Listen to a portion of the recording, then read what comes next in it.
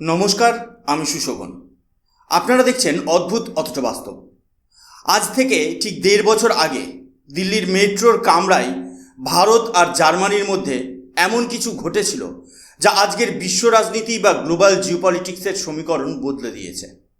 একদিকে ছিলেন ভারতের কমার্স মিনিস্টার পীযূষ গোয়েল, আর অন্যদিকে জার্মানির ভাইস চ্যান্সেলর রবার্ট হ্যাবেক। এক চলন্ত মেট্রোর ভেতরে ভারত কার্যত জার্মানিকে কড়া ধমক দিয়ে বলেছিল, আপনারা চীনের ব্ল্যাকমেলে পা দিচ্ছেন, আর তার মাসুল গুনছে ভারত। কেন ভারত সেদিন ক্ষুব্ধ ছিল? কি ছিল সেই রহস্যময় প্রযুক্তি যা চীন আটকে রেখেছিল?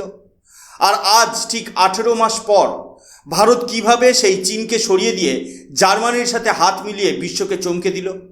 আজকের এই এপিসোডটি কোনো সাধারণ খবর নয়। এটি ভারতের স্ট্র্যাটেজিক অটোনমি এবং ইনফ্রাস্ট্রাকচার বিপ্লবের এক অবিস্মরণীয় দলিল।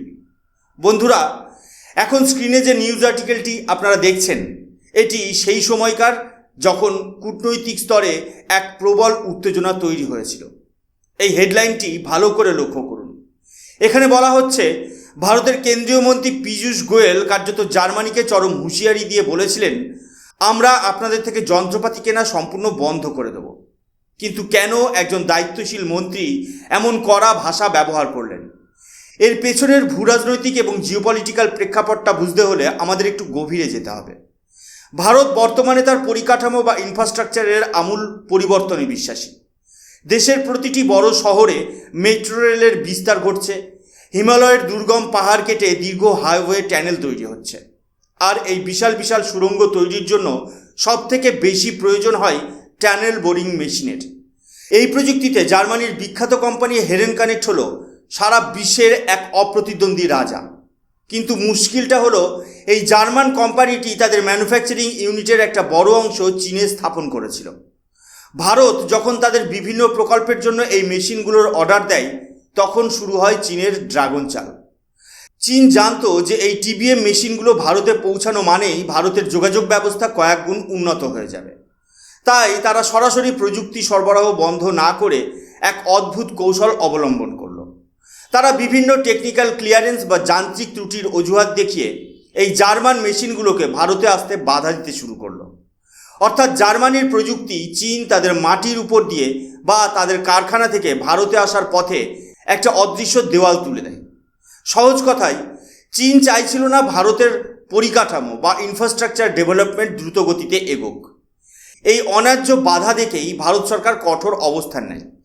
পীযূষ গোয়েল সেই ঐতিহাসিক মেট্রো যাত্রায় জার্মানির ভাইস চ্যান্সেলরকে সোজাসুজি বুঝিয়ে দেন যে ভারতের বাজার অনেক বড় এবং আমাদের দেশে আপনাদের প্রযুক্তির কদর আছে ঠিকই, কিন্তু আমরা চীনের এই দাদাগিরি আর সহ্য করব না। আমরা চীনের মাধ্যমে আর কোনো লেনদেন বা সাপ্লাই চেন বজায় রাখব না। যদি আপনাদের ব্যবসা করতে হয় তবে সরাসরি ভারতে আসতে হবে। আর আজ 2026-এ এসে দেখুন, সেই জেদেরই ফলশ্রুতিতে জার্মানি আজ চীনের ওপর নির্ভরতা কমিয়ে সরাসরি ভারতের মাটিতেই কারখানা গড়তে বাধ্য হয়েছে। এটা শুধু একটা ব্যবসা নয়, এটা ভারতের কূটনৈতিক বিজয়। এবার আসছি আজকের আলোচনার সবথেকে গুরুত্বপূর্ণ এবং রোমাঞ্চকর অংশে। স্ক্রিনে এখন যে খবরটি আপনারা দেখছেন তা ভারতের ইঞ্জিনিয়ারিং জগতের এক মাইল ফলক।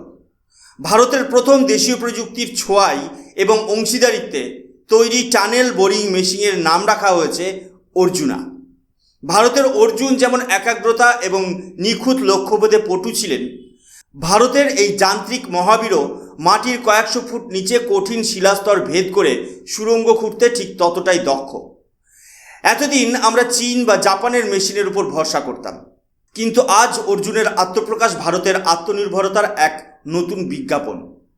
এই মেশিনের গুরুত্ব বুঝতে আমাদের 3টি বিশেষ পয়েন্ট বা টেকনিক্যাল অ্যাসপেক্টের ওপর নজর দিতে হবে। প্রথমত, অর্জুন কোনো সাধারণ মেশিন নয়। এটি তৈরি করেছে ভারতের হায়দ্রাবাদ ভিত্তিক বিখ্যাত ইঞ্জিনিয়ারিং কোম্পানি MEIL এবং জার্মানির সেই বিশ্ববিখ্যাত টেকনিক্যাল জায়ান্ট হেরেন কানেক্ট। ভারতের মেধা আর জার্মানির প্রযুক্তির এই মেলবন্ধন সরাসরি চীনকে চ্যালেঞ্জ জানাচ্ছে।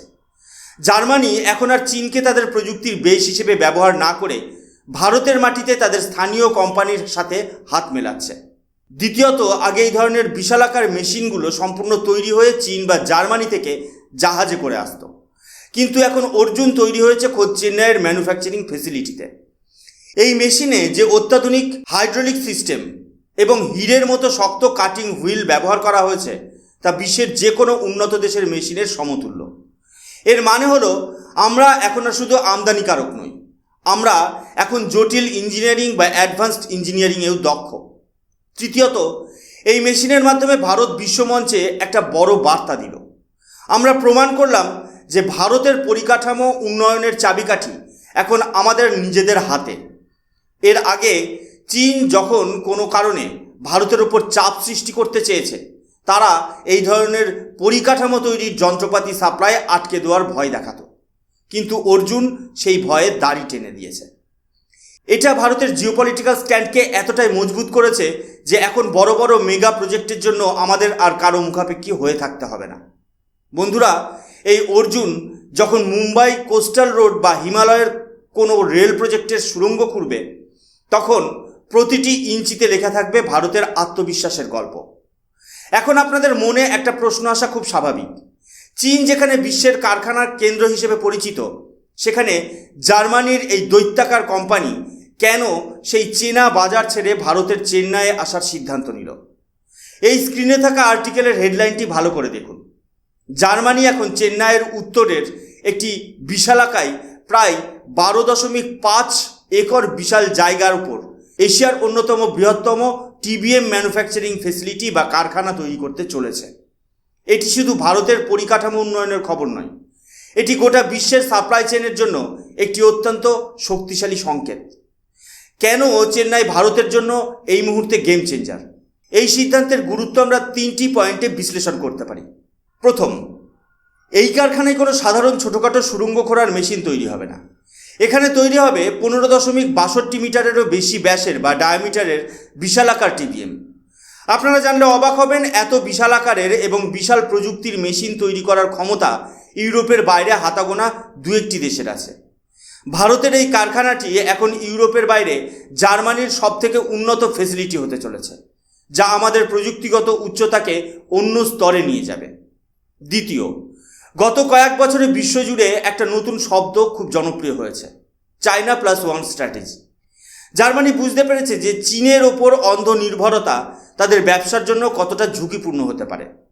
চীনের রাজনৈতিক অস্থিরতা আর ব্ল্যাকমেলের নীতি থেকে বাঁচতে তারা এখন ভারতকে তাদের গ্লোবাল সাপ্লাই চেনের নতুন এবং বিশ্বস্ত কেন্দ্র বা হাব হিসেবে বেছে নিয়েছে। অর্থাৎ জার্মানির কাছে ভারত এখন শুধু একটা বাজার নয়, বরং তাদের প্রযুক্তির নিরাপদ আশ্রয়।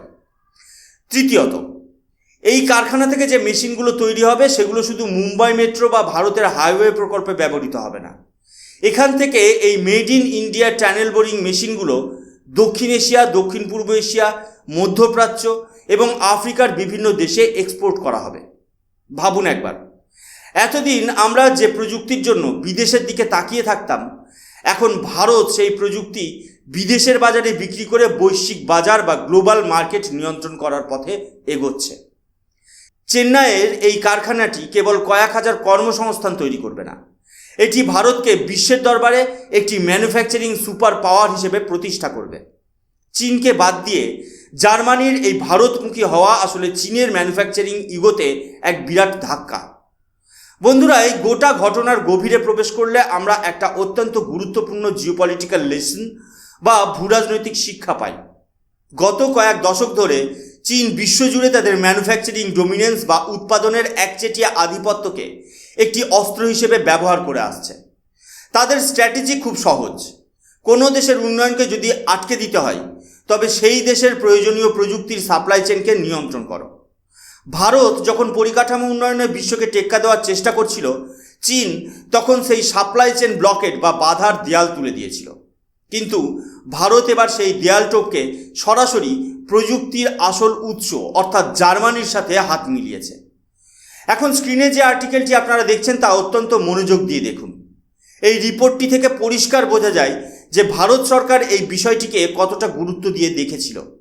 ভারতের উচ্চাকাঙ্ক্ষী বুলেট ট্রেন প্রজেক্টের জন্য যখন টিবিএম মেশিনের প্রয়োজন পড়ল, তখন চীনের কোম্পানিগুলো নানাভাবে বাধার সৃষ্টি করেছিল।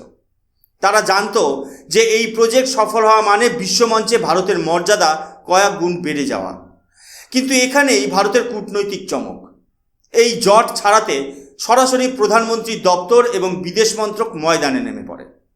দিল্লির সেই মেট্রো যাত্রা কোনো সাধারণ ভ্রমণ ছিল না, এটা ছিল একটি সুপরিকল্পিত কূটনৈতিক চাল বা ডিপ্লোম্যাটিক মাস্টার স্ট্রোক। ভারত জার্মানিকে এটা বোঝাতে সক্ষম হয়েছিল চীন আসলে জার্মানির প্রযুক্তির ব্যবহার করে ভারত ও জার্মানি উভয় দেশের স্বার্থেই আঘাত করছে। আজ মুম্বাইয়ের ভার্সোভা ডাইসর লিঙ্ক রোড হোক বা হিমালয়ের দুর্গম সীমান্তের স্ট্র্যাটেজিক টানেল, সব জায়গাতেই এখন made in India tunnel boring মেশিনের গর্জন শোনা যাবে। বন্ধুরা, এটি আসলে সরাসরি চীনের বিতর্কিত বেল্ট অ্যান্ড রোড ইনিশিয়েটিভের পাল্টা একটি জোরালো উত্তর।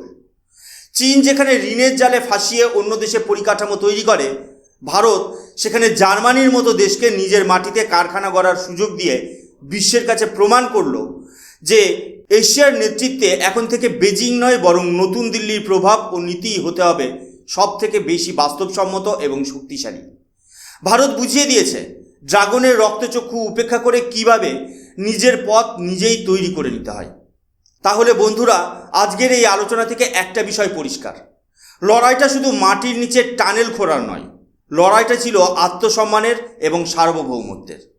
জার্মানির প্রযুক্তি আর ভারতের মেধা যখন এক হয়েছে তখন তৈরি হয়েছে অর্জুন। আগামী কয়েক বছরে ভারত শুধু নিজের দেশে নয়, বিদেশের মাটিতেও সুড়ঙ্গ খুঁড়বে ভারতের তৈরি মেশিনে। চীনের এই একচেটিয়া আধিপত্য আজ খণ্ড বিখণ্ড। ভারতের এই অগ্রগতিতে আপনার কি মত? জার্মানি কি সঠিক সিদ্ধান্ত নিল চীনকে সরিয়ে ভারতকে বেছে নিয়ে? অবশ্যই আপনার মূল্যবান মতামত কমেন্ট সেকশনে জানাবেন। ভিডিওটি ভালো লাগলে লাইক করুন এবং বন্ধুদের সাথে শেয়ার করুন। আর এই ধরনের গভীর ভূরাজনৈতিক বিশ্লেষণ আরও দেখতে আমাদের চ্যানেল অদ্ভুত অথচ বাস্তবকে সাবস্ক্রাইব করে বেল আইকনটি প্রেস করতে ভুলবেন না। আমি সুশোভন, দেখা হচ্ছে আগামী এপিসোডে। ততক্ষণ ভালো থাকুন, সতর্ক থাকুন।